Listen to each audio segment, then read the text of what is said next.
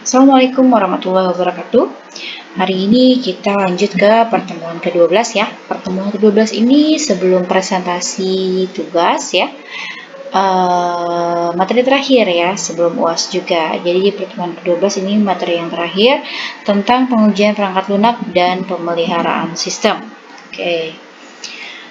Nah, ini yang dibahas ada 3 ya, pengujian perangkat lunak, pemeliharaan perangkat lunak, serta studi kasus.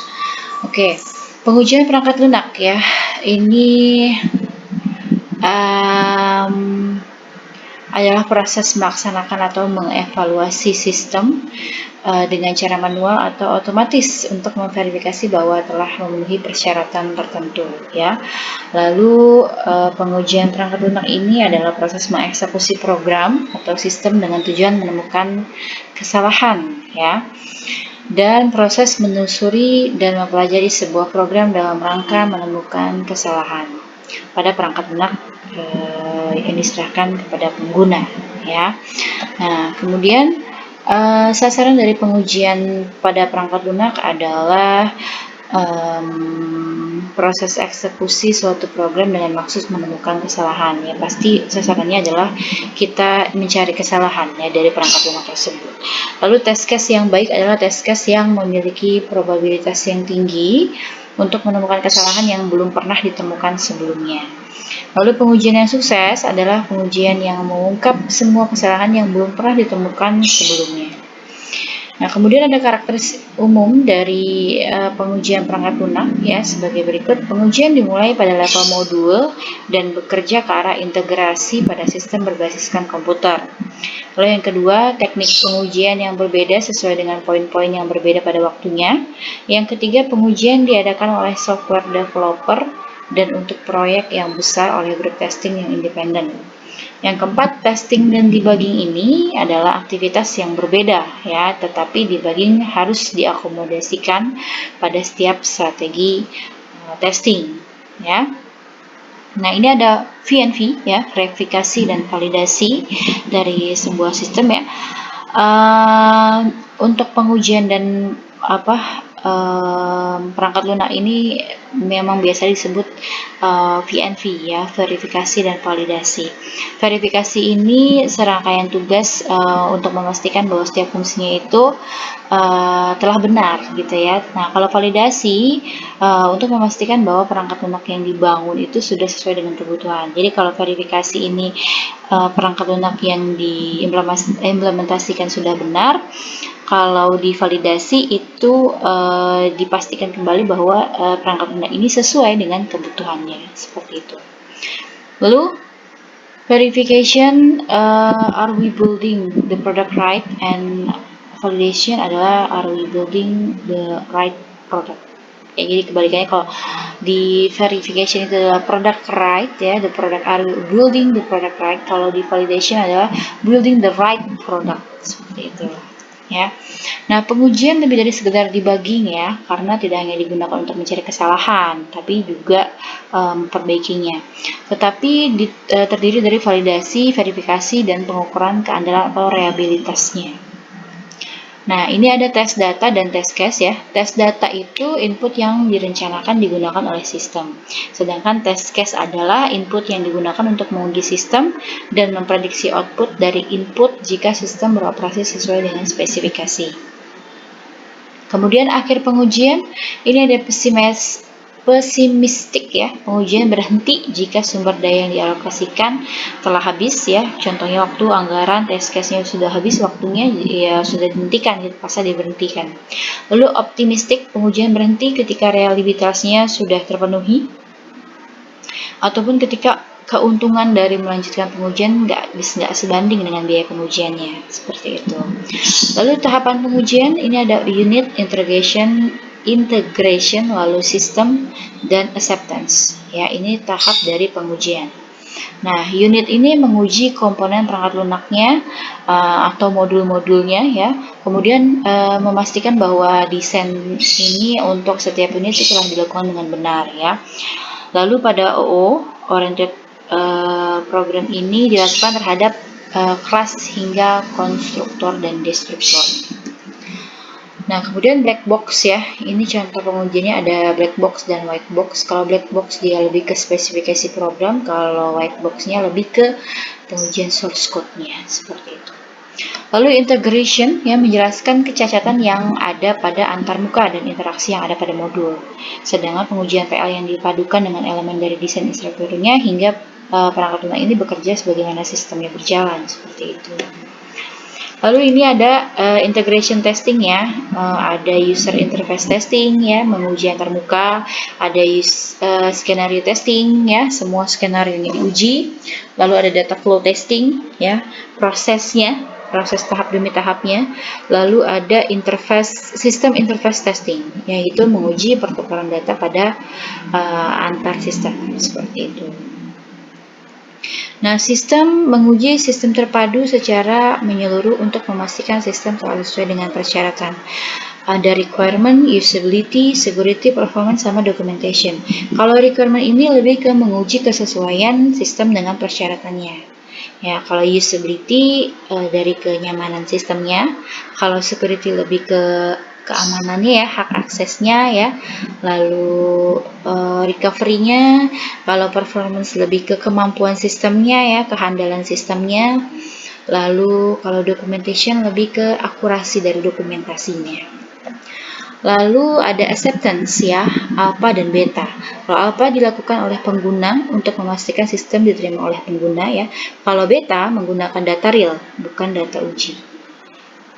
Nah, ini faults atau error dan failure ya. Kalau fault ini lebih ke kesalahan dalam source code ya, yang mungkin menimbulkan failure ketika kode itu nanti dijalankan. Nah, kalau error lebih ke kesalahan dalam logika yang mungkin menimbulkan failure ketika program sedang dijalankan. Tapi kalau failure ya, outputnya ya nggak benar gitu, nggak sesuai sama sistem yang dijalankan. Jadi kalau fault itu lebih ke source code-nya, kesalahan source code. Kalau error itu lebih ke kesalahan logikanya. Nah, kalau failure ini ya outputnya tidak sesuai dengan sistem yang dijalankan, seperti itu. Ini lanjutannya ya, kalau failure class ada transient, permanen, lalu recoverable, unrecoverable, non-corrupting, dan corrupting ya. Deskripsinya kalau transient ini muncul untuk input tertentu. Kalau permanen muncul di semua input ya. Kalau recoverable dia bisa memperbaiki secara otomatis. Lalu recoverable nggak bisa ya, tidak bisa memperbaiki secara otomatis. Non-corrupting itu failure tidak merusak data. Kalau corrupting ini yang merusak sistem datanya.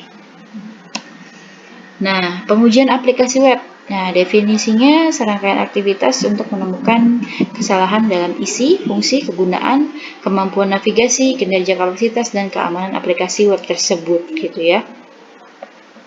Jadi memang ini adalah aktivitas untuk menguji si isi-isinya web, dalam-dalamnya web gitu ya. Kemudian ada web app ya. Pada sistem berbasis web, browser berada di workstation client. Nah, ini terhubung ke server web. Jadi baik melalui koneksi LAN ya atau WAN itu ini bisa terhubung gitu antara komputer klien dengan server, seperti itu. Nah, ketika server web menerima dan memproses permintaan dari workstation client, permintaan dapat dikirim ke server aplikasi untuk melakukan tindakan seperti permintaan data, transaksi perdagangan elektronik, dan lain sebagainya. Nah, proses backend bekerja pada latar belakang untuk melakukan pemrosesan batch dan menangani transaksi bervolume tinggi. Nah, proses backend ini juga dapat berinteraksi dengan transaksi ke sistem lain dalam organisasi. Misalnya, ketika transaksi perbankan online diproses melalui internet, transaksi akhirnya diperbarui ke akun pelanggan, ya, dan dapat ditampilkan dalam proses backend tersebut, gitu. Ini contoh pengujian web app ya. Ada do check ya, do-nya apa saja yang dilakukan, lalu checknya hasilnya seperti apa gitu. Ya, ini menurut Perry di tahun 2006.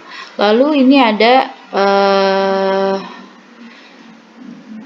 select web based risk to include the test plan ya, lebih ke pengujian tahap pengujiannya ya. Ada keamanan, usability, tadi ya, kinerja, integritas datanya, kebenaran, keandalan, dan kompatibilitasnya ini.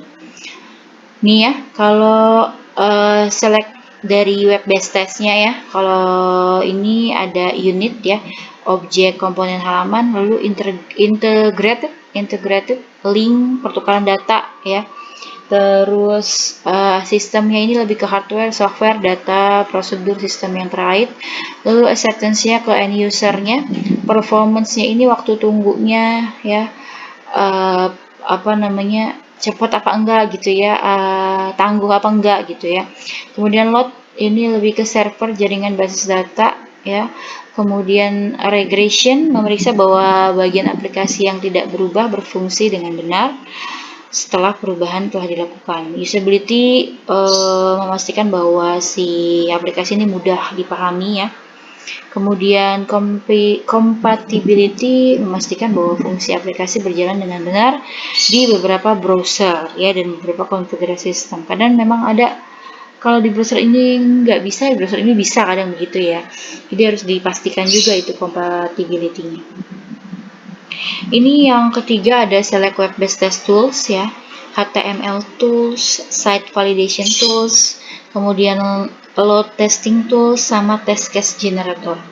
Ya, kalau HTML tools lebih ke memverifikasi HTML-nya, kemudian site validation-nya memeriksa aplikasi web untuk identifikasi kesalahan ya, atau tautan halaman ya. Kalau misalkan kita klik ini larinya ke halaman ini, seharusnya cuma kok tiba-tiba ke 404 gitu ya. Kalau load testing tools-nya evaluasi sistem saat mengolah sejumlah besar data atau transaksi, ini mampu apa enggak gitu ya si aplikasi itu kalau ada data yang besar gitu ya. Kemudian ada test case generators, menciptakan transaksi untuk digunakan dalam pengujian. Ini yang keempat ada test web based system ya. Organizing test plan ini tahapannya verifikasi, validasi, analyzing, reporting, acceptance, dan operational, kemudian post implementation analysis. Nah, ini yang metode pengujian ya. Ada white box, black box ya. Itu metodenya. Strategi metodenya adalah white box and black box method ya. Kemudian ini ya, penjelasan lebih detailnya. Kalau white box itu dia akan mengecek detail perancangannya menggunakan struktur kontrol dari desain program secara prosedural untuk membagi pengujian ke dalam beberapa kasus pengujian. Nah, kalau yang pengujian white box ini memang lebih ke programnya ya, atau kode programnya ya, adanya kesalahan logik dan asumsi yang tidak tepat pada setiap kemungkinan eksekusi, lalu kemungkinan alur program yang tidak tereksekusi, kemudian adanya kesalahan tipografi yang sulit ditemukan kalau tidak dijalankan. Nah, ini kelebihan white box ya. Kesalahan logika ya, kesalahan logika digunakan pada sistem atau sintaks if ya biasanya itu. Nah, makanya perlu dicek nih di dalam codingannya untuk yang sintaks if-nya ini sudah benar atau belum gitu ya. Nanti white box ini akan mendeteksi gitu kondisi-kondisi yang tidak sesuai dengan kapan gitu akan perulangan tersebut akan berhenti. Lalu ketidaksesuaian asumsi, menampilkan asumsi yang tidak sesuai dengan kenyataan ya. Lalu kesalahan ketik ya, mendeteksi bahasa pemrograman yang bersifat case sensitif ya. Kalau misalkan kayak kelas itu kan harus di ketiknya dengan huruf besar gitu kan ya. Kalau misalkan huruf kecil berarti itu dia ada kesalahan seperti itu. Kemudian kelemahan white box-nya ini dianggap sebagai strategi yang tergolong boros ya, karena akan melibatkan sumber daya yang besar gitu untuk white box.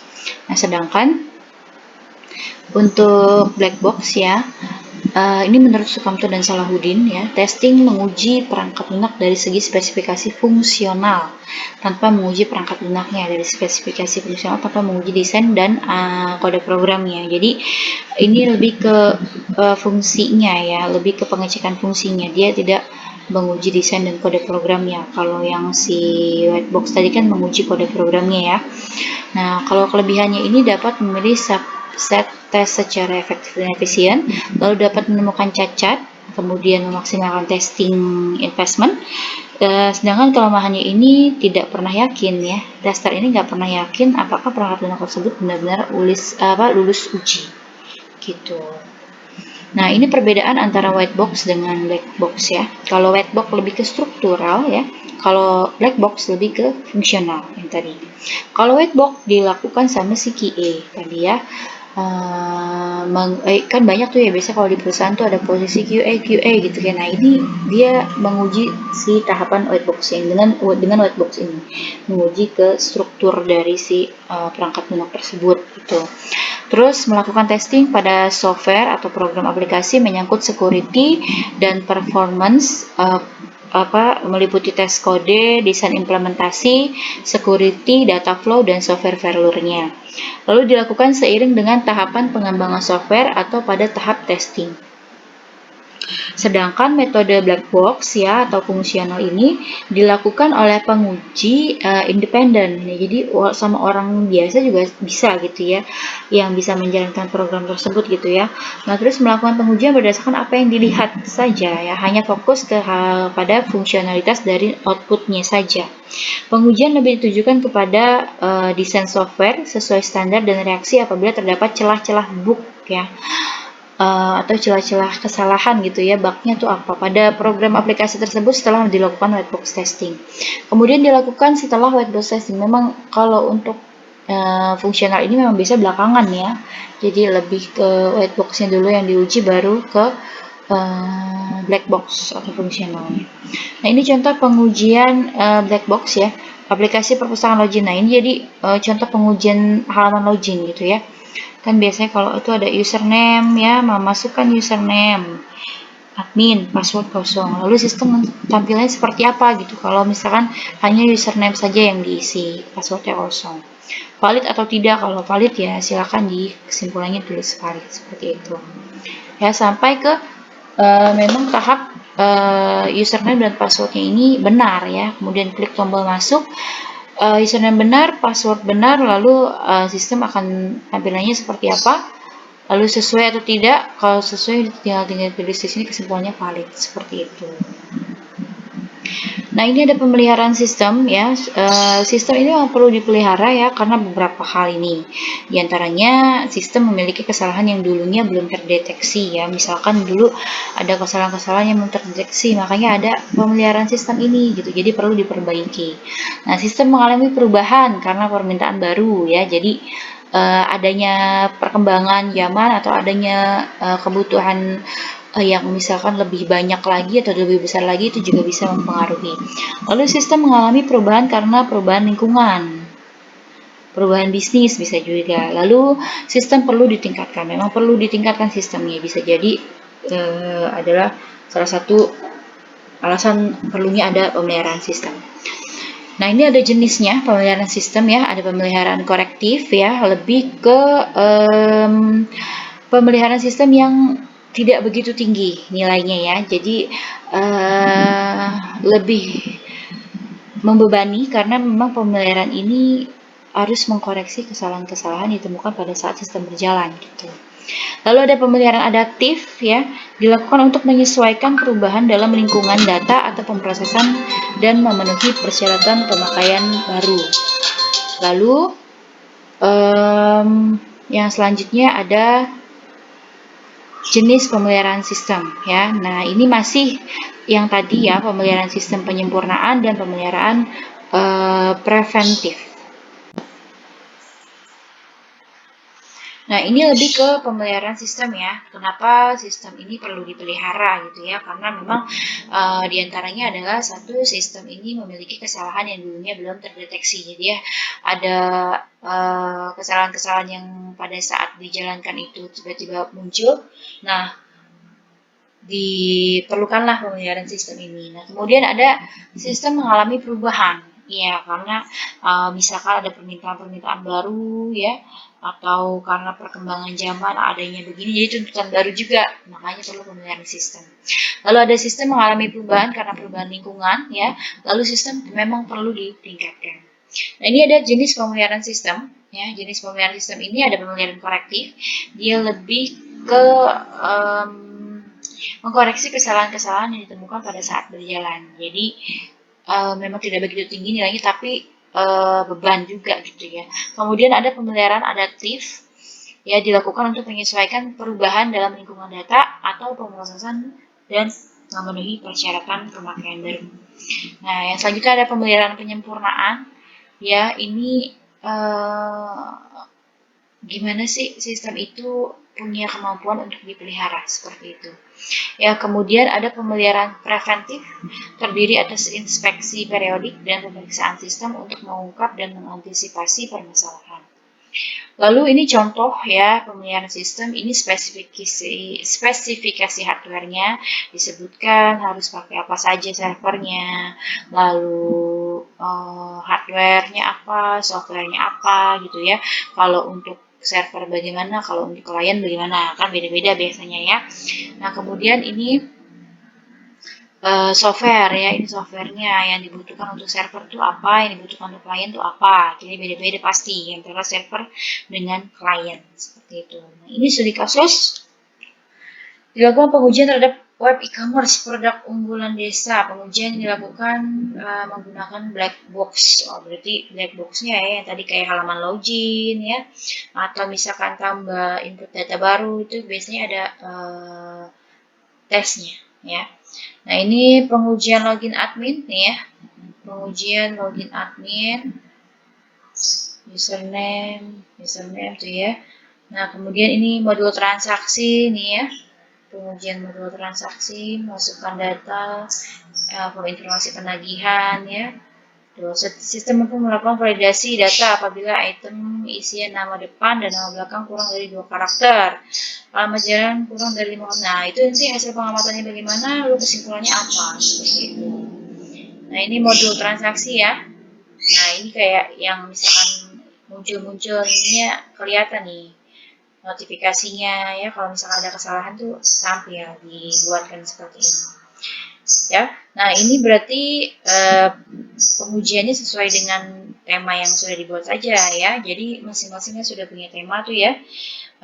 Untuk kelompoknya sudah ada. Nah, itu dibuat aja bagaimana pengujian black box-nya ya pada web kalian. Oke, ini ada latihan soal pertemuan 12. Silakan dijawab nomor 1. Nomor 2.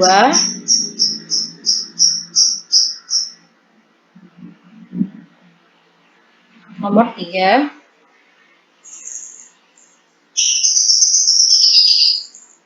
Nomor 4.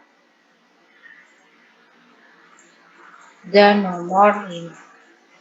Oke, sudah selesai untuk pertemuan ke-12. Pertemuan selanjutnya kita akan presentasi project tugas kelompok ya. Jadi silakan dipersiapkan. Untuk ini juga silakan dijawab di komentar YouTube. Studi kasusnya juga sambil dikerjakan ya, karena sudah bisa mengerjakan bareng-bareng ya, walaupun pengumpulannya sendiri-sendiri. Silakan dikerjakan dan diupload di MyBase. Terima kasih untuk pertemuan ke-12. Assalamualaikum warahmatullahi wabarakatuh.